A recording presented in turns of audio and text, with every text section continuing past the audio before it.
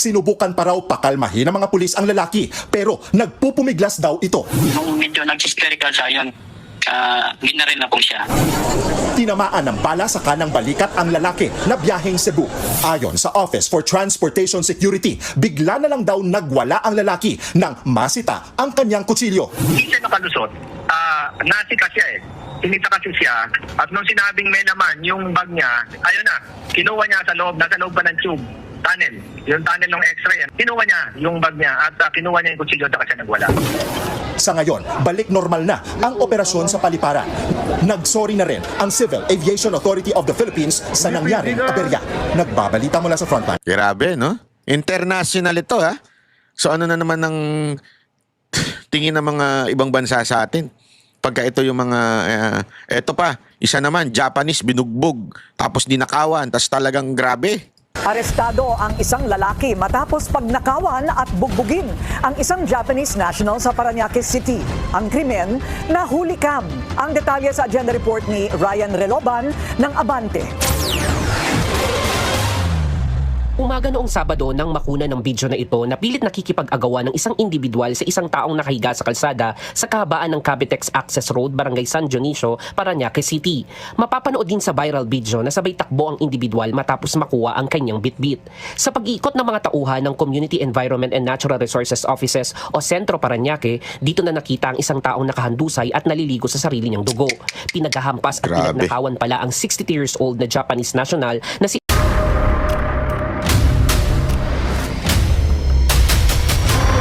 Bago tayo mag-umpisa, baka pwede nyong i-like ang video na to.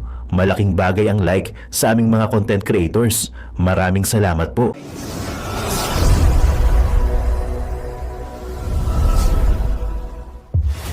Nako mga babayan, dapat na bang ibalik si General Torre na ngayon ay General Manager ng MMDA? Aray ko! Nako mga babayan, nakapanood nyo yung preview pa lang yan. So reaction muna natin itong video na to.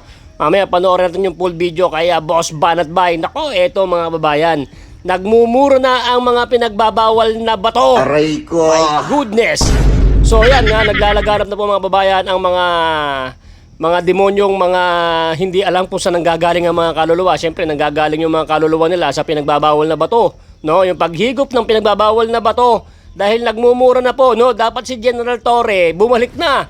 Nako, ba't kasi tinanggal nyo si General Torre? Halip na dati, yung mga kawatan, yung mga drug addictos, benedictos, ay takot kay Torre, tinanggal nyo. O diyan, dumadami na. Nako mga babayan, kamusta naman ba sa inyong lugar? Meron ako ditong alam na hindi napapalabas sa live stream media, yung mga agaw motor, di ba? Hold-upan, tulad niya, no? Oh, nagpapatayan na sila, nangahablot. Oh, kahit makapatay po sila mga babayan, basta makuha po nila ang kanilang gusto para masuportahan po nila ang kanilang mga bisyo. Kahit na anong mangyari sa kanilang biktima, kung kailangan ay tanggalan ng buhay, basta lang makuha po nila ang kanilang mga gusto sa isang biktima. Tulad niyan Japanese na no? Kita nyo mga babayan, ha? Napanood nyo, panoorin nyo mamaya. Dahil dito, pag-usapan muna natin mga babayan, mga kumare ko, shoutout sa inyo dyan. No? O ngayon po kasi mga babayan, buti nga ngayon na naipapalabas na yung mga ganyan, yung mga habulan, barilan, o di ba? Dati wala yan parang blackout news blackout news yan mga babayan, sa kabila ng lahat, di ba, sa pagtanggal nila kay Torre, pinalitan, ayan, naglabasan na. Dapat si General Torre, no, ay bumalik na. General Torre, nasa ka na ba? Medyo takot sa iyo yung mga kawatan, dapat sa iyo ay bumalik na no? Bakit ba kasi tinanggal ka diyan? Ano bang dahilan?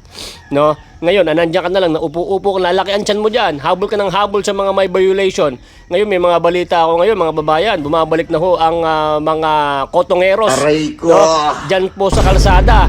Nung naupo si General Torre, no, ay bakit ay may mga balita na nakakalap tayo na ang mga enforcer ay nangungutong na naman. Aray ko! Wala na talagang katinuan tong bansa natin.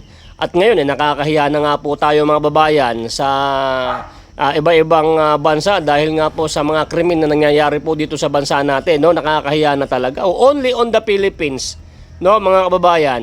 At ngayon, no, kaya nga po ay nagagawa rin po ng mga kawatan no, na mga gumagawa ng krimen, no, ang ganitong mga estilo ng pang-hold up, no, pagpatay para lang masuportahan ng kanilang mga bisyo, syempre pag po ikaw ay gumagamit po ng pinagbabawal na bato, ay kailangan mong gumawa ng krimen para po magtuloy-tuloy, no, ang iyong paghit-hit, no, ng pinagbabawal na bato. Kasi pagka hindi ka na humisit niyan, masisira ang ulo mo, mga kababayan. O, ganun po talaga ang mga gumagamit ng pinagbabawal na bato. Kailangan suportahan mo kahit anong maisip mo, dahil ikaw ay lutang, hindi mo na alam ang tama at mali, dahil na ikaw ay naka-under na sa pinagbabawal na bato, kailangan mong gumawa ng isang krimen dahil mabababa ang iyong tama, di ba? Siyempre, pag bumaba ng iyong tama, ay mababaliw ka na. Kailangan mong gumawa, makasuporta ka, magnakaw ka, o ibenta mo kung ano man ang kailangan ibenta, di baling maghirap na, dahil kahit hindi na kumain ang iyong mga pamilya, basta masuportahan ng iyong bisyo, ay kailangan mong gawin, di ba? Nakakatakot, no, kung magkaroon ka ng isang ama na lulong sa mga ganyan na mga pinagbabawal na bato. Kawawa yung mga bata, yung asawa nila kawawa dahil wala na mapakain. Ang inuuna yung bisyo, no, makagawa ng krimen. Wala silang pakialam, basta masuportahan nila yung paghit-hit ng mga demonyong mga drug addictos na mga yan. Ngayon, siyempre, alam niyo naman, kumakalat na yan, mga kababayan, mag-iingat po kayo, no? At ay huwag kayong papayag na kayo ay ganyan-ganyan lang ng mga yan. Basta mag-ingat lang, mga kababayan, dahil ang mga mata ng mga demonyong drug addictos ay laging nakatingin sa mga tao nasa labas. Kahit na nga po nasa loob ng bahay, di ba? Kaya huwag kayong nagpapakita, huwag kayong nagpapa-video-video ng inyong mga ari-arian, mga cellphone nyo. Huwag kayong masyado kasi sa TikTok o whatever na nagmamayabang kayo kung ano kayo, kasi napapanood ho kayo sa social media. Malay nyo maging target ho kayo ng mga demonyong kawatan ng mga drug addictos. O di ba? Ngayon kumakalat na ng mga ganyan. O di ba? Anong masasabi nyo sa inyong mga anak? Dapat sabihan nyo yung mga anak nyo, huwag silang maplex ng paplex. At ay mag-ingat sila, umuwi sila kagad ng bahay dahil baka isa sila maispatan ng mga demonyong drug addictos, mga kababayan, mga kumare ko. Ingatan nyo mga anak nyo at ay lagi tayo mag-iingat. At ay hindi natin mawawala sa ating paningin, no, ang ating mga anak. Dapat ay laging always sabihan sila na huwag makibarkada sa mga kumakalat na mga kabataan na patuloy na yan, yung tulog niya, mga holdapan, gumagamit ng mga pinagbabawal na bato para sa kanilang mga samahan, o di ba? Wala yung ating presidente, walang ginagawa, tawa-tawa na lang. Aray ko. Di ba? At ay walang ngipin na or sungay na katulad ni Tatay Digong na pag sinabing tumigil ka na, tumigil ka na. Wala ngayon. Tinan nyo nga naman po yung investigation about sa flood control, mga babayan, ay talaga ng tinatabunan po ng mga demonyong kasabuhat. Di ba? Sabuatan ilan lang naman talaga sila, Senator Marcoleta, na nakikipaglaban sa mga demonyong kawatan, hindi agad talaga kakayanin. Lalo nililihis ng mga si Pinky, yan, si Boying, nililihis nila yung mga issue tulad niyan, di ba? May vlog tayo si Senator Marcoleta, di ba? Yung kanyang tawag dito, yung kanyang witness, si Pinky ay tinatakpan ng mukha, samantalang itong si Senator Marcoleta ay talagang pinapakita yung witness. O di ba? Talagang may tinatago pagka tinatanong ng witness, si Pinky Lacson ang sumasagot, di ba? Halatang halata, ginagawa ho tayong tanga ng mga tarantadong ito, di ba? Nakakagigil. So ganito mga babayan, panoorin nyo sa dulo, hanggang dulo ito, kasi ang lupit ni Boss Banat Bay, no? Pagka ito napanood mo hanggang sa dulo, ay talagang mapapalike ka, mapapashare ka sa mga kumara natin, dahil lumalaganap na naman ang mga krimen. Kailangan mo itong i-share sa inyo, mga kamag-anak, dahil baka sa lugar nyo meron na rin nakatingin na ikaw na ang target. Aray, hindi ba? Wala isang taon pa, wag na 2 taon na lang, si BP Sara na ang mauupo. At ngayon nagkukumahog na ang mga demonyong kawatan, at sila ay nabigo na napa-impeach si BP Sara. Kaya sureball na tayo, mga banateros. No, wag na kayong magpakeme-keme diyan. Isang taon na lang mahigit at mga kandidato na tayo para sa kandidatura ng ating BP na mas malupit at si Tatay Digong makakauwi na yan. Sureball yan. No, syempre pag ikaw ay presidente, pag gusto mo nang pauwiin si Tatay Digong, pauwiin mo na. Samantalang sabi nga ni Claire, fake news na dapat si BP Sara ay pauwiin niya ng kanyang tatay. Tapos ang sabi pa ni na Queen of Fake News na si Auntie Claire, si BP Sara pa daw umano ang may dahilan kung bakit napakulong si Tatay Digong. Kitan mo naman kung gaano ka fake newsan yan. Hindi AI yan, nasa vlog natin yan. At sinabi mismo ni Auntie Claire na ang dahilan na pagkakulong ni Tatay Digong ay si Sara Duterte. At bakit daw hindi pa napapalabas si Tatay Digong dahil din kay BP Sara Duterte. Ang lupit mo talaga, Auntie Claire. Ikaw na ang pinaka queen of fake news. Di ba? Kaya wala ganito talaga ang life natin. Kaya hanggang sa dulo, mga babayan, sama-sama tayo sa mga subscribers natin dyan, no, ay hanggang sa pag-upo ni BP Sara, sama-sama tayo, manggagandidato tayo, ikakalat natin na iboto natin si BP Sara. Alam natin na malakas siya. Pero syempre, sama-sama tayo kasi baka madaya pa tayo, mga kumare, mga kumpare ko, di ba? So ganito, panoorin natin itong ating full video at kung magustuhan mo itong video na to, itong vlog na to, mga babayan, don't forget to subscribe Boss Banat Bay, sila syempre sila Tol J. Guevara, Master Judea, Boss Dada, yan sila Sir Jack, alright, sila sino ba ba, si Sir JR, si Paring JR, yan sa mga boss natin yan sa SMNI, yung Banateros Brothers. Siyempre ako dito, si Boy Sardinas, isa sa membro ng Banateros Vloggers. See you ha, mag-iikot na naman tayo pag malapit na tayo utusan ni Boss Banat Bay, magkita na naman tayo sa lansangan. Okay, panoorin mo to, napakalupit ito. At siyempre mag-ingat ka, lalo sa mga anak mo. Panoorin mo na, let's go! Nagdulot ng takot at aberya sa Iloilo International Airport ang lalaki nakipaghabulan sa mga pulis. Pinaputukan. Take note, international. International. Ang weird ayoko sana sisihin yung mga pulis, pero minsan yung pulis talaga. Hinarang siya doon sa entrance kasi pagdaan dong x-ray, may kutsilyo. Ang hindi ko magets, paano siya nakapasok pa ng airport? Ganun naka-weak ang ating security pagdating sa airport. Airport to Kaya tuloy, hindi tayo nababansagan tayong worst airport Iloilo International Airport. Naku po, Iloilo, parang ang daming kong alam dyan Sa baril. Nagwala raw ang lalaki nang masita siya dahil sa kanyang dalang kutsilyo. Nasa frontline ng balitang yan si G. Robles. Nakipaghabulan ang lalaking yan sa mga pulis sa loob mismo ng Iloilo International Airport. Kasabay niyan ay ang nagpulasan din dahil sa takot ang iba pang mga pasahero. Maya-maya, umalingaw-ngaw na ang isang putok ng baril.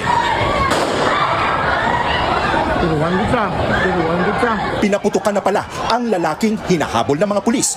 Pero alam mo yung original video, natatawa ako Ang cute talaga ng mga Ilonggo. Kasi siya, nagkasaksak? Meron ng saksakan. Nakakatawa kasi, natataranta na, pero siya parang ang lambing-lambing pa niya. Aba, may kutsilyo. Ano kayang ginagawa ng kutsilyo na yun? Hindi na sinabi niya, pero ang lambing lang nung nagbibideo. Natatawa ako. Pasahero. Maya-maya, umalingaw-ngaw na ang isang putok ng baril. Tapos isa ba nakakatawa sa video na to? Yung mga tao dito, sa ibang bansa nagtatakbuhan na yan So, sa ibang bansa, pagka may ganyan na takbuhan na yan. Dito, ano nangyayari? Meron pa isa dito, bumunot pa ng cellphone, nag-video. Only in the Philippines talaga May gulo na, para pang relax, lalakad-lakad pa. Lakad na. Hanapin nyo. I-video nyo para mag-trending. Ang lalaking hinahabol ng mga pulis. May bit-bit daw kasi siyang kutsilyo. Ayan isa. Kwento sa News 5 ng isa sa mga pasaherong nakakita. Naharang na raw ng mga pulis ang lalaki sa security screening pa lang bago makapasok sa boarding area. Nakita ko siya, pinapahinto siya ng isang security officer na kailangan i-check yung bag niya. Nung malapit ako sa boarding gate, nakaupo ako, bigla lang namin narinig yung mga tao nagsitakbuhan. Sinubukan pa raw pakalmahin ng mga pulis ang lalaki pero nagpupumiglas daw ito. Nung medyo nag-hysterical siya, yun, ginaril na po siya. Tinamaan ng bala sa kanang balikat ang lalaki na biyaheng Cebu.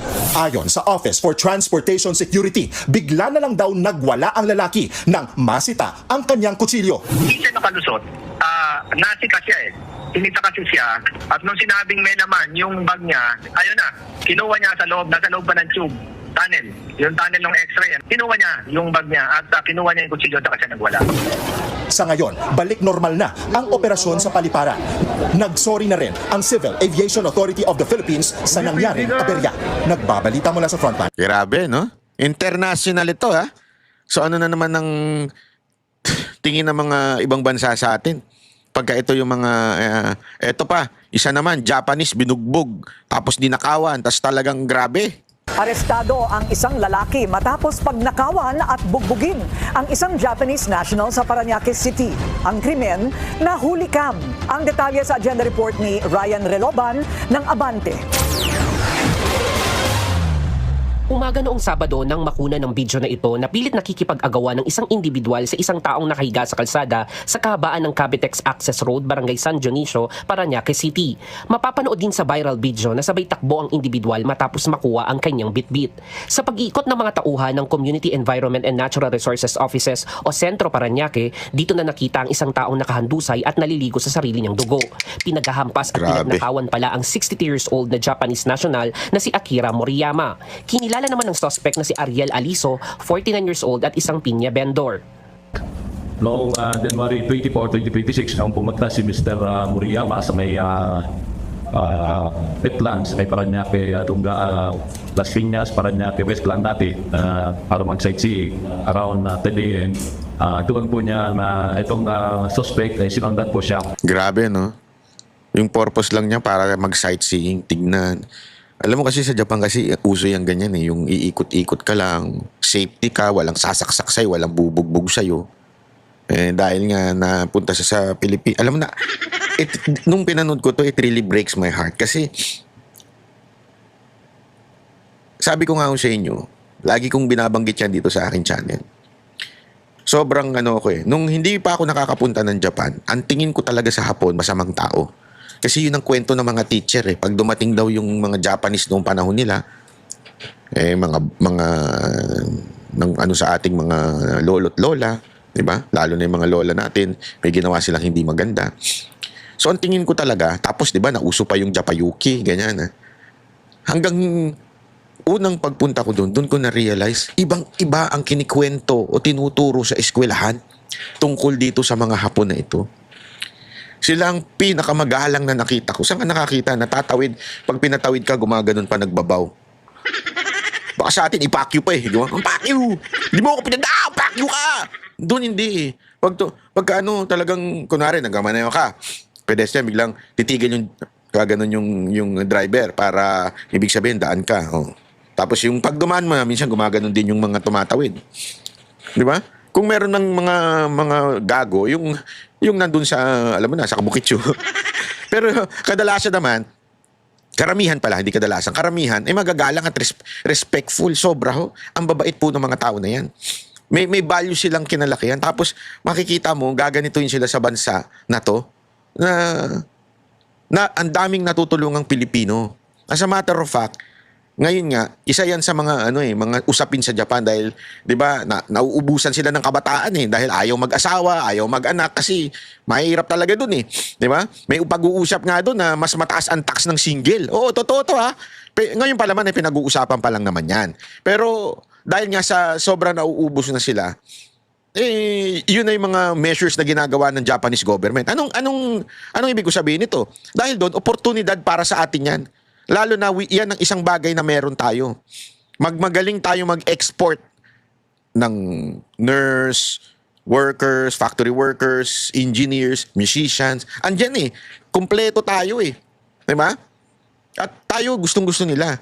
Although yung iba mas mura, yung gumaganon, mas mura yun. Pero ayaw kasi nung iba dahil mabantot. Hindi, walang biro ha. Kahit mga Hapon nababantutan sa mga yun. Kasi may mga nakakausap akong Hapon eh. Kaya mas preferred nila mga Pinoy. Una, marunong mag-English. Matik na marunong mag-English. Magaling mag-aral ng Japanese. Kasi nga, kahit pa paano, yung intonation ng ating lengguwahe, almost the same nila dahil nga nasakop nila tayo nun, di ba? So meron tayong pinagkapareho ng pagbitaw ng salita. Diba? So gustong-gusto nila tayo. Kaya lang yung mga ganito, yung mga pagkakataon na nasisira tayo eh. Alam niyo kung bakit? Walang matinong gagawa ng ganyan. Walang matino nagagawa ng ganyang klaseng krimen. Eh, nakita nyo naman, di ba? Binubugbog. Talagang, basta, panoorin nyo. At kinuha yung bag niya kung ayaw ibigay ni Mr. Moriyama, si Pamalo, nakikita lang Pamalo yung suspect natin ang pinagpapalos. Sa tulong naman ng backtracking sa pamamagitan ng mga nakakalat na CCTV sa iba't ibang lugar ay agad na aresto ang sospek nung araw din ng krimen. Batay sa kanyang salaysay, nagawa raw niya ang krimen dahil kailangan umano niya ng pambayad sa renta ng bahay. Napilitan lang daw siyang saktan ang biktima dahil ayaw ibigay ang mga gamit. Grabe, Ayon kay NCRPO Chief Police Major General Anthony Aberin, sa paunang investigasyon ay walang grupo na kinabibilangan ang sospek. Pero patuloy niya ang kanilang investigasyon kung may dati ng kinasasangkutan na krimen ng sospek sa iba't ibang lugar sa Metro Manila. Baka may previous incident na ang ginagawa niya to, kaya lang hindi natin matukoy kung ano yung mga previous incident. So it's a part of our continuing investigation kung may mga previous involvement dyan sa mga krimen na nangyayari o kanya and thereby si Istagaya na kapatay. That's yes. Naibalik naman sa Japanese national ang ilang nakuhang gamit gaya ng passport, cellphone at wallet maliban sa pera na 50,000 yen. Sa ngayon ay nagpapagaling na ang biktima sa hospital na nagpahayag na babalik pa rin daw siya sa Pilipinas. Nahaharap naman ng suspect sa kasong robbery with violence. Para sa agenda, Ryan Reloban, Abante. Manatiling nakatutok sa bilyonaryo. Grabe, no? Di ba? Halos matanggal ang mata. Halos talaga, ang lupit. Hindi ko talaga magets bakit tayo may mga ganitong pagkakataon sa Pilipinas eh. Tapos, ang dahilan dahil sa kailangan magbayad ng rent. Honestly, hindi ako naniniwala. Oo, maaaring isa yun sa dahilan. Pero hindi mo magagawa yan kung nasa tamang kaisipan ka.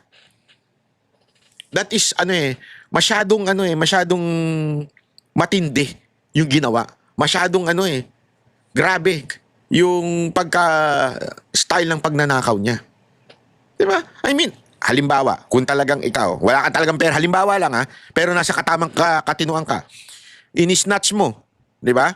Yung isang bagay sa isang tao, tapos pumalag. Malamang sa malamang, kung nasa tamang katinuan ka, iwan mo yun, takbo ka na lang. Ay, mali, hanap tayo na ibang biktima. Diba? Pero yung isinisnatch mo, pumalag, pinalo mo, sinapak mo, sinuntok mo, pinagpupukpok mo hanggang madurog ang muka. Brad, hindi nawala ka na sa tamang katinuan nun. Ang gagawa lang yan, Hindi, di ba? Ano lang ang gagawa niyan? Malamang nakatama ka. Malamang nakatira ka. Hindi mo gagawin yan eh. Tama, mali. Hindi mo gagawin yung ganyang klaseng krimen. Kung nakaano ka. Kasi nga sabi ko nga sa inyo, aside from kahirapan, hindi lang kahirapan na nangyayari. Talagang meron ng murang shabu. Hindi, totoo naman eh. Walang biro. Mura na kasi ang shabu ngayon eh. Kaya tuloy, yung mga tao, ayan, bili ng bili. Masira ng utak. Di ba? Ito pa mga makikita mo. Ito naman, ang mga malalakas na loob ng kriminal. Naghabulan at nagbarilan sa kalsada ang mga pulis at isang SUV driver sa Kawit, Cavite. 4 na sasakyan ang nadamay at ang SUV driver na target ng bypass operation, patay. Nagbabalik si Gary De Leon.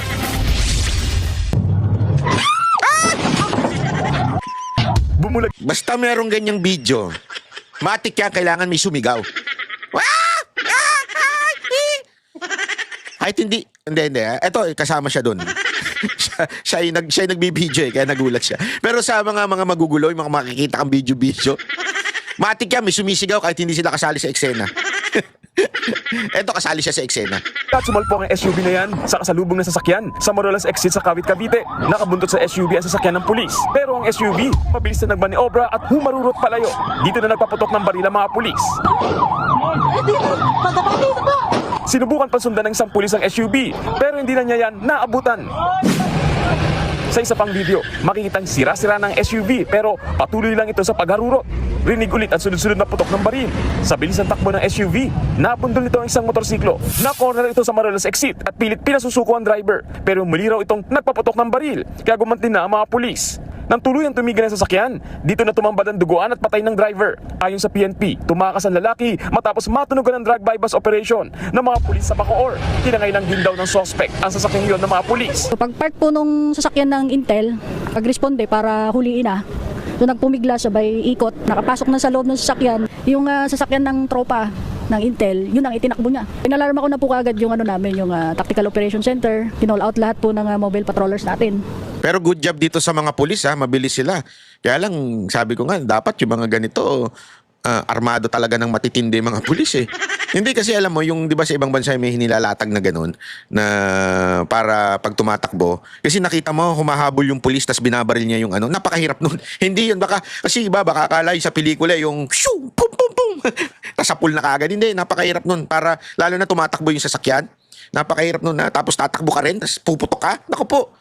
Una, delikado yun. Baka makatama ka, magpunta-punta kung saan-saan yung bala mo. Pero at the same time, sabi ko nga, dapat talaga meron tayong mga kagamitan na para mapigilan yung ganun, yung mga tumatakbo.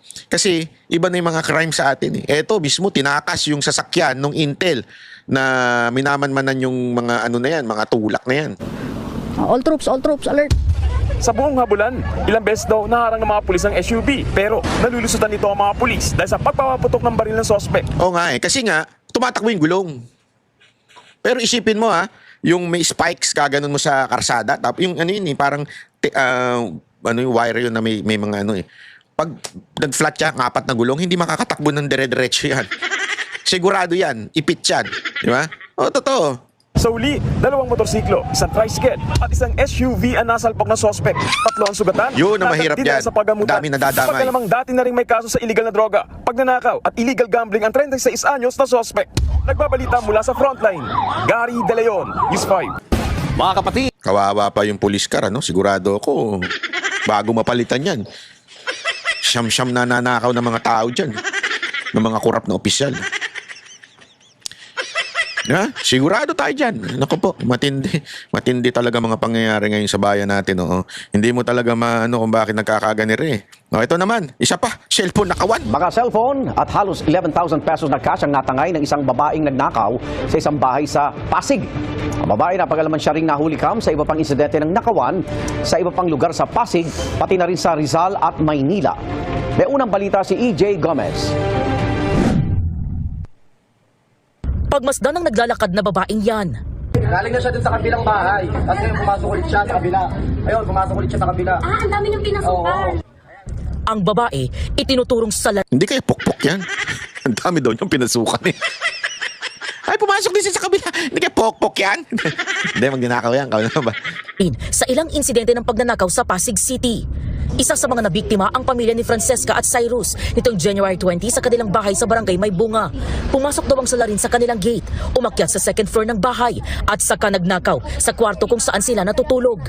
Humakbang po siya siguro mga 4 na hakbang mula doon sa pinto namin. Nakabukas na lang po yung kortina, maliwanag na po ang kwarto namin. Nagkakapa po ako ng cellphone, wala na po akong makapa. Hanggang sa pinalabas ko po yung asawa ko. Hindi kaya chinecheck lang ng asawa mo yung cellphone mo. Wala na doon siya makapae. Baka lang chinek. Ikaw naman, iha. Iha! Iha! Iha! Diba? Hindi kaya chinek lang ng asawa niya. Sabi siguro ng asawa, Chiko nga, sino yung katext mo kaganina? Sabi siguro doon. Ayop ka. Banat bay talaga, wag ganun. Ang ayos-ayos ng inaano mo. Tuloy natin. Nakita niya po yung wallet namin, wala na pong laman. Ang ninakaw na wallet na nasa ibabaw ng washing machine, naglalaman daw ng perang budget sana nila sa buong araw. Natangay rin daw ang halos 11,000 pesos na laman ng wallet ng kanyang asawa na nasa kwarto nila. Tanging lisensya na lang daw ang natira. Ang pera, ipon daw nila pampagawa sana ng kanilang bahay. Tagal na po namin pangarap, ang bumukod. Tapos sinaglit lang na ganun. Nag-birthday kami. Tiniis namin wala kaming handa. Para kasi may pinaglalaanan po kami. Tapos gano'n nangyari. 6 na minuto lang daw ang itinagal ng salarin sa kanilang bahay ayon sa mga biktima. Matapos mai-report sa barangay at mai-post ng pamilya ang insidente, lumabas ang ilang na biktima rin umano ng salarin. Sa CCTV, kita ang babae na tumingin pa sa kamera bago nagtakip at naglagay ng bimpo sa kanyang ulo. Matapos ilang beses nag-doorbell, pumasok siya sa bahay. Kinuha ang isang bag na tinangay palabas ng bahay. Nakapambiktima rin umano ang salarin sa Taytay Rizal. Nanakaw raw ang pera na pambayad daw sana ng biktima sa upa sa bahay. Nahulikam din ang salarin sa Santa Cruz, Maynila. Tila may kausap siya sa cellphone at maya-maya pumasok na sa isang bahay. Cellphone po, tapos yung cash. Nasa 70K po. Bali, nasa unan po kasi nasa ilalim ng unan ng mama ko, yung bag niya. Tapos pag gising niya po, nasa harap niya na kagad yung bag niya. Tapos bukas na wala na yung pera niya, pati yung cellphone. Para pong dayo po yan kasi parang hindi sa amin pamilyar yan eh. Dami nabibiktimang lugar. Yung suspect na po yun, dapat mag-ano na po kayo. Yun, ang tapang ni Kuya. Sumuko na po kayo sa otoridad. Kasi hindi po kami titigil. Para kayo mahuli. Ito ang unang balita. EJ Gomez para sa GMA Integrated News. Igan, mauna ka sa mga Tapang ni balita. Kuya, palaban ha. Hindi, alam mo, pinapakita lang natin ito mga nangyayari sa Pilipinas para mag-extra ingat tayo, maging alerto tayo, hindi yung, sabi ko sa inyo, ito nasa loob na ng bahay. Imaginin mo, nasa loob na ng bahay. Hindi naman siya kino-compare ko na naman. Kasi baka sabihin ng iba dyan eh. Kaya talaga masarap sa Japan eh. Doon sa Japan, kung gusto mo mag-save ng table, kunwari sa Starbucks ka, iba mo cellphone mo. Iba mo cellphone mo sa Starbucks. Iwan mo yung Dior mo sa Starbucks. Okay? Sana wala ka Dior. Kaya iwan mo lang doon sa table. Tapos, pumasok ka sa loob para umorder ka na doon sa counter. Kasi ganun doon eh. Kailangan kahit papaano may upuan ka na or else, sasabihin mo take out. Iba ang presyo ng take out sa dine-in eh. Mas mahal sabi nila sa Starbucks daw, mas mahal daw ang pagka-take out. Kasi syempre, ewan ko, mas mahal pag dine-in pala. Tama, mas mahal pag dine-in kasi para yung iba, tine-take out na lang. So, ang siste doon, para masabi mo, kung dine-in ka o take out, iwan mo yung cellphone mo doon sa table. Tapos, saka ka umorder, pumunta sa counter. Di ba? Magka mag-alala. Pag iniwan mo yung iPhone 16 mo, pagbalik mo 17 Pro Max na yun. Ganun kaanis yung mga tao doon. Di ba? Ganun katindi. Kasi nga, una-una, hindi sila naghihirap na bansa. And they can get cellphone. Pangalawa, yung parusa, hindi worth it o yung pagkakulong, hindi worth it doon sa cellphone na kukunin mo. Nanakawin mo. Ganun katindi. Tapos, dito sa atin, nasa loob na ng bahay, pinapasok pa. Antakin mo, pinapasok yung bahay para kunin yung cellphone. Ganun naka-desperate. Financially, or maybe, dahil nga sila'y gumagamit. Diba? Kaya, alam mo, mga kababayan, nakakalungkot po Nakakalungkot sa mga nangyayaring ganito sa ating bayan dahil yung ating presidente pa, smile lang. Yun ang pinaka nakakalungkot sa lahat. Meron tayong presidenteng ngiti lang ng ngiti. Meron tayong presidenteng, ewan ko ba kung anong trip sa buhay nitong taon to. Meron tayong ganong klaseng presidente. Nakakalungkot lang dahil yung mga mamamayan natin ang nagsasacrifice, ang napaparusahan dahil sa ganitong klaseng presidente meron tayo. At sa uli mga kababayan, habang tayo abala sa mga ngiti sa kamera at mga pahayag sa video, ang tunay na tanong, kamusta ang kalye?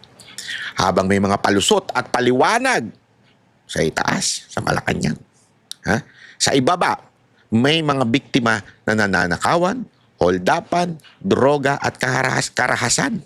Ang seguridad ng mamamayan hindi dapat background noise lang. Ito ang pangunahing tungkulin ng pamahalaan. Security and safety.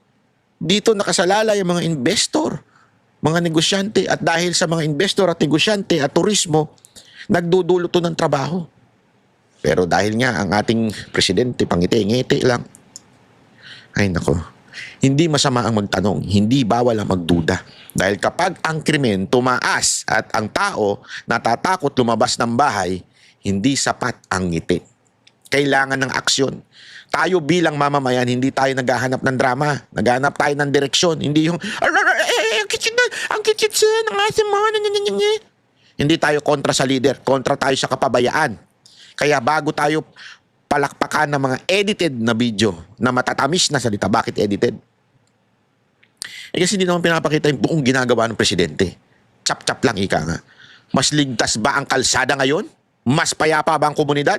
Dahil sa dulo ng lahat ng ito, ang tunay na sukatan ng pamumuno, hindi sa galing magsalita, hindi na nga magaling magsalita kundi sa kapayapaan, at syempre, importante rin ating mga kababayan, kapayapaan.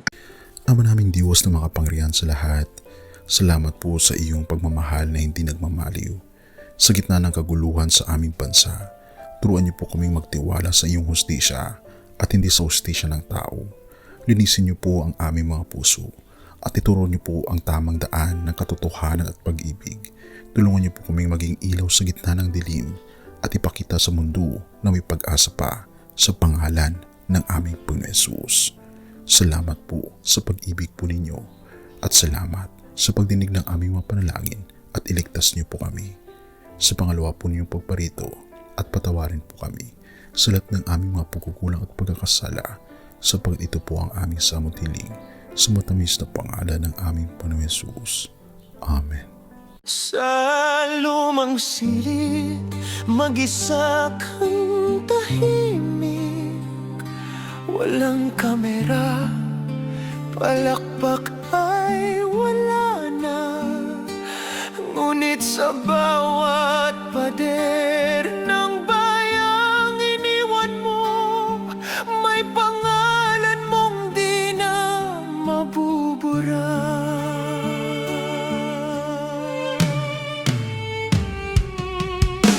Minsan kang naging balikat ng mahihina, kalaban ng takot, kakampi ng masa. Di mo man laging nasabi ang tama, pinili mong ipaglaban ang madla. Hindi ka saktan gaya naming lahat, pero tumindi ka ng walang pag-atras. At ngayong pagod ka na, tatay, kami naman ang sasalo ng bawat bigat.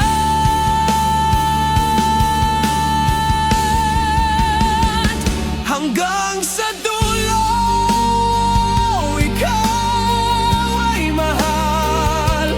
Kahit papagod na ang iyong katawan, tatay, salamat sa iyong paglaban. Ngayon, kami naman hanggang sa dulo. Di ka namin iiwan. Ang kwento mo'y dala ng bayan.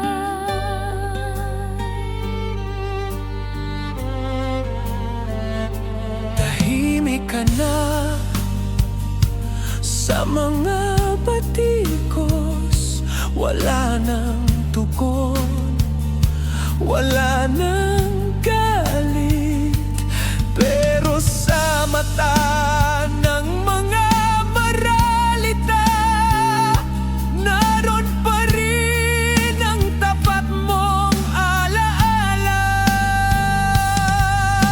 Marami mang di nakaintindi, marami pa rin ang di nakakalimot.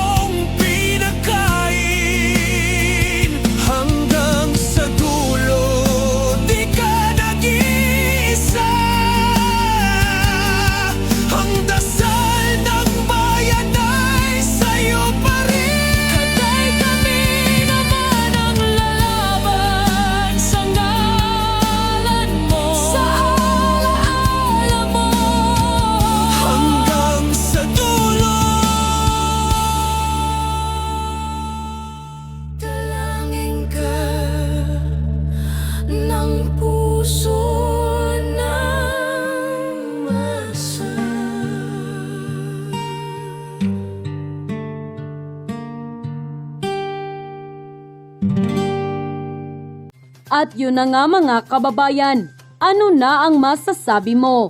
Kung mayroon kayong hinaing at komento patungkol sa balitang ito, please comment down below. Pag-uusapan natin yan sa comment section. At kung nagustuhan nyo ang video, ay huwag kalimutang mag-like at i-share na din para mas marami pang makaalam at umabot ito sa marami sa ating mga kababayan. Maraming salamat po. Mabuti pa ang sardinas, may label. Tayo, wala. Nay, ito na yung bayad ko sa isa, ano? O, kunin mo yung isa. Isa muna, iyan, no? Tapos, isa pa, di ba? 4 dapat na sardinas, eh. Yan. 3 na. Pang-4 na sardinas. Okay na.